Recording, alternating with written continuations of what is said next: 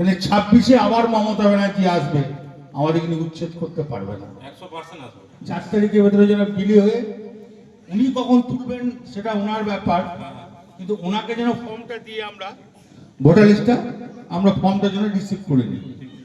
আমরা 9 তারিখের পর যখন ভোটার লিস্ট বেরোবে, তখন যদি ভোটারের নাম না থাকে, আমরা লড়াই করতে পারবো যে আমি গভর্নমেন্টের যে বিআরও তাকে আমি জমা দিয়েছি। এটা যেন ভুল না হয়, আর কাউকে কিন্তু বাদ দেবে না।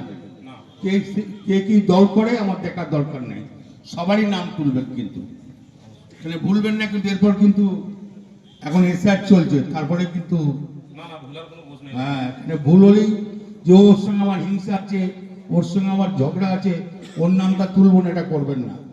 তাহলে সর্বনাশ হবে। এসআর পর কিন্তু ইয়ে হবে, এনআরসি হবে, যেটা আসামে হয়েছিল। 14 লক্ষ হিন্দু বাদ গিয়েছিল, 4 লক্ষ মুসলিম বাদ গিয়েছিল। সেই ফাঁদে আমরা পা দেবো না। আমরা জানি আমাদের সঙ্গে অভিষেক ব্যানার্জি আছে, মমতা ব্যানার্জি আছে, আমরা এই মাটিতেই জন্ম, আমাদের কিন্তু বাদ দিতে পারবে না। তাহলে আমাদের কাজটা আমরা এগিয়ে রাখবো, আমরা যেন ভুল না করি।